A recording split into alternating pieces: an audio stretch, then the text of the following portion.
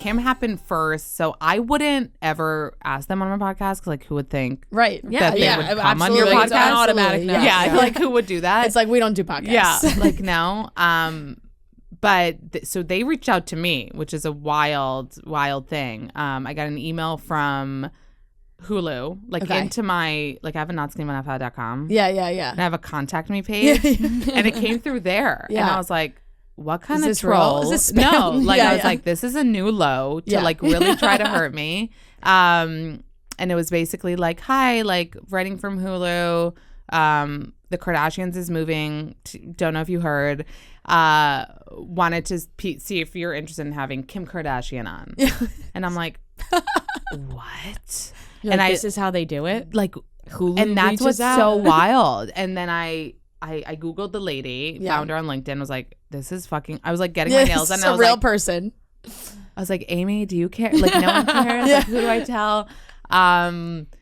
Like freaked out and said like, you know, I was like, let me think about it. I was like, let me think about it. Fucking yes. Like what? Are you kidding me? Like died.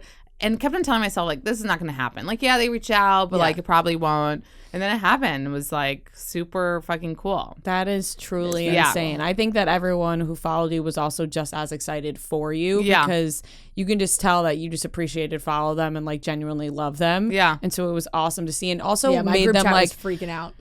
Humanize them. Yeah. Which you're like, podcasts are very good at humanizing right, people that's because the you get thing, to actually have a full length conversation. And I feel like they're so smart too. They I'm like, are how so did you smart. guys? I almost wanted to say to her like, why are you doing it? You don't need that podcast. You know, like why would you want to come on my podcast? Like you don't need this, but they're so always thinking about the next thing. They're so self-aware, I feel like, which is I love about them. And I feel like she just thought like that it would be a good thing. Yeah. Like that she literally thought 335 million followers, you know, isn't enough. Let's reach more people. And I mean, I obviously really appreciated the opportunity and it's wild. Yeah. And then I got home, I was like on a high, got home from LA.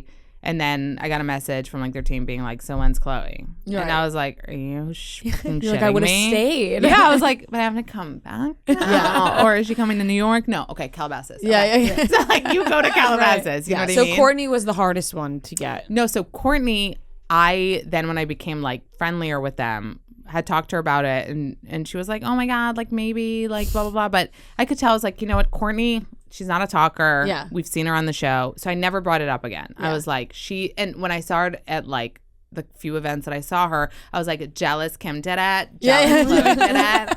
I was trying to like hit it where it hurts, you know? Yeah. And she was like, we'll do a day. We'll do a day. I don't know if you guys saw, she said, whatever. I was like, okay, when's the day? So I can mark my calendar.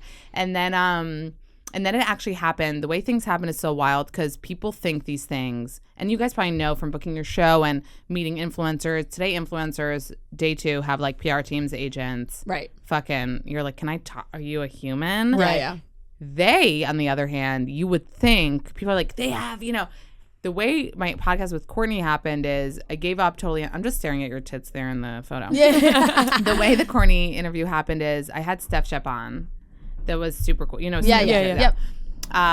It was a really cool one actually because no one knows her. Yeah. I'm like, so you're really cool looking. Yeah. And you're really like just I love her wear style, everything you wear. Yeah. But like, tell us about you. So it was a really cool one. And then we left the studio and Steph was like, did Simon talk to you about having Courtney? And I was like, what? And she was like, we were talking like she should do it. And I was like, no one told me. Yeah. And she was like, and this is before Lemmy came out. Right. And she was like, oh, she's told Simon to like talk to you. And I was like, he didn't say that. And I trying to cool, like, I don't know, like he didn't mention. And she was like, yeah, I even told her like if she wants to do it before me. And I was like, wasn't part of this conversation. Yeah. And then I think that night she had her event for her like perfume with Sniff, whatever. And then Simon told me they're like, oh yeah, we want Courtney to do it. And I was like, okay. And then Courtney was there too. And she was like, yeah, I'm gonna do it. I was like, okay. What day? Yeah. And that's literally how it happened. And until the day, and then Simon was like, oh, the 27th, because Lemmy's the 28th, and this is, and I was like, okay. And I literally booked my ticket. not knowing where we're filming it, not knowing anything. Like I trusted that it would happen. And like the day of, they were like, it's at Courtney's house. And like my podcast team obviously came. But it's just wild the way things happen because people always think things are way more grand and like teams and like Simon literally is the one who organized this. Like her friend feel like, fucking Simon. Yeah.